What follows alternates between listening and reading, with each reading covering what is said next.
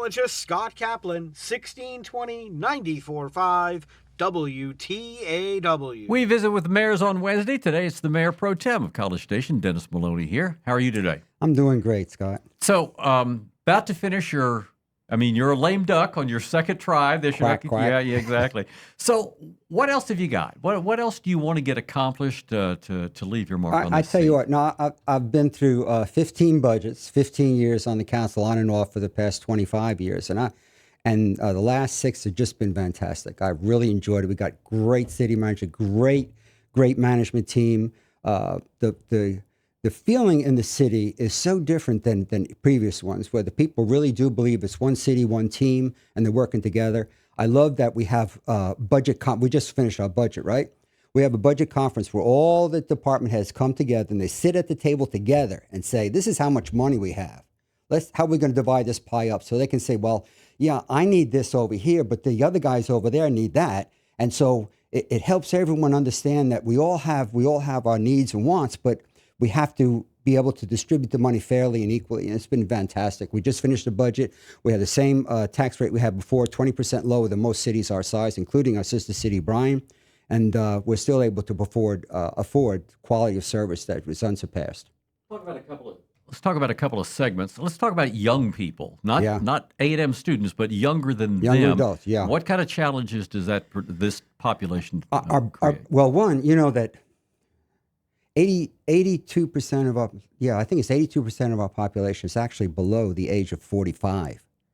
That's amazing. It is. And so the challenge we have as a city is to bring in more things that keep them here. We've got great education, we have great parks, but we don't have all the amenities that we should have. We don't have a recreation center, we don't have a convention center to bring in more businesses like that. And we need to find ways to provide more venues for young families to come in here and want to stay here, not just go to school, work for a little bit, and leave.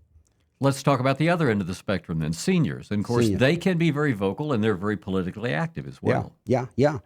And that's our fastest growing demographic. And we have the senior center over at Wolfpen Creek, and we need to provide more venues for them to be able to enjoy their last parts of their lives. So the idea of the city owning property. We got Macy's right now. The city still owns other property. Yeah. What's your view on this? We thought there was going to be something with A&M. That didn't happen. So what do you do now? It's you've been in business all your life. I was the same. You have deals going and everything is great until the last minute, things fall apart. It's still a great asset. It's still very important that we understand that Macy's building is the anchor for the Post Oak Mall. Great location, and we have other options. We have other requests for proposals out there right now, and people coming in saying this is what we'd like to do, and so we'll see. If available, would you want more of the Post Oak Mall property? Man, I wish I owned the whole thing. I'd level it and make it completely new.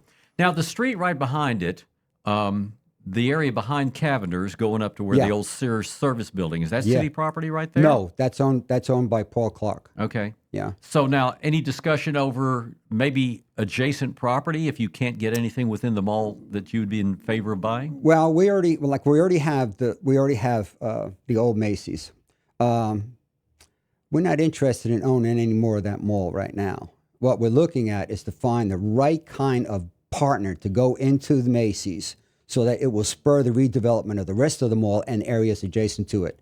And we'll be seeing a lot more things happening to Wolfpen Creek over the next 4 years, Scott. So the president has made public a couple of studies that are looking at A&M and what the future of A&M is going to be. It appears that they are saying that the enrollment probably needs to stop where we are. Amen. I mean, it's been growing 2% every year for the past decade without the university providing any extra dormitories on campus, which has put the onus on College Station to be able to provide the housing and the city of Bryan. And we haven't been able to keep up with it. So pausing it for 5 years will allow us to be able to catch up on the housing needs for students and faculty. At the same time, we're going to have that time to be able to go in there and provide more development in the Northgate area. Right now, we have 900 bedrooms coming online shortly, and we'll have a couple more. So it's smart on their part to say, look, calf rope. let's take care of what we have. Let's make it better for everybody. And then let's go from there. Well, you speak to that some right there, but also from a management standpoint, I mean, 70,000 students is like another city. And while they all don't live in College Station, most of them do live in College Station, but they don't pay taxes like a homeowner does. I mean, it's an entirely different population that you're having to serve. That's true. And while they don't pay taxes, the point is that the 800-pound gorilla is the university, buddy. And so because of them, our economy thrives. And so we have to take care of their clients as well as our own. Sure. So you're about to be off the council. It's probably the last time, right? You're not coming back again, are you? Well, I don't know. John Nichols might not run for mayor. I love, Scott, I know people say it, but I love politics, man. I love the debate. I love the arguments back and forth. What I don't like is the personal attacks that you get.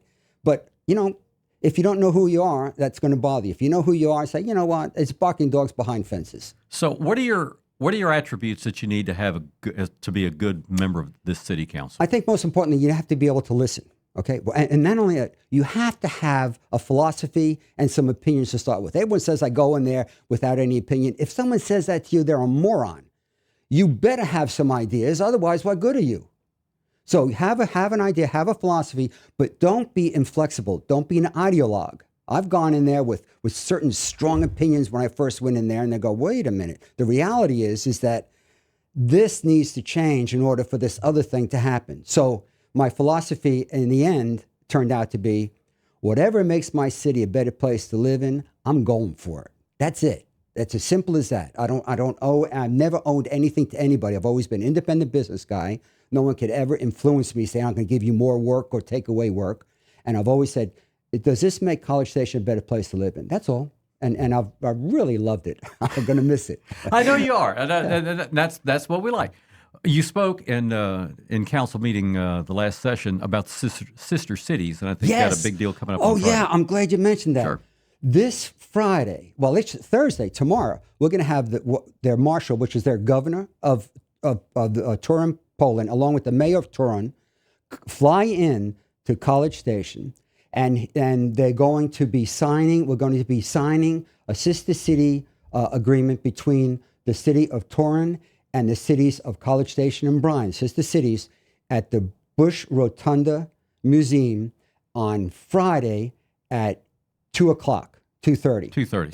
2:30. Right. So everyone's invited to come there. These guys are flying in on Thursday. They're flying out on Saturday. That's that important to them to come in and sign the document. And Sister Cities is evolving now, so it's not just about exchanging students like it had been in the past or people, but to bring in businesses, to see how we can do business together. And the people from Poland are incredibly, so much like Americans, in Texas in particular, their independence and their strong faith, that there's some synergy there. I think we're going to have some opportunities. Yeah, that sounds fun. Anything else? That's exciting. Yeah.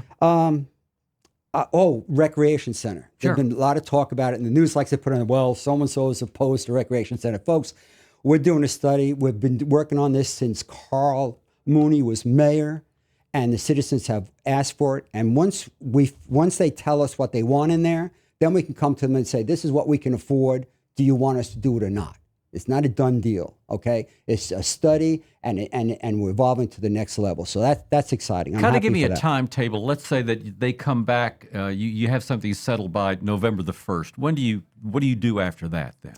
Well, then you got to go out with requests for proposals, and then you wait for that process to go on. It can take a couple of years after that. But we need a recreation center. We need a convention center. Any real city, When Luther Jones was on the first city council, he said the city's not a city till it has its utilities. Okay, and I'm saying that a city's not a city, a real city, until you have a convention center and a recreation center. Where you have the locations where people can get out of this horrible heat that we have. Although this summer has been the best I've ever experienced, but the normal heat in Texas, you have to have places where people can congregate in an environment where they don't blister.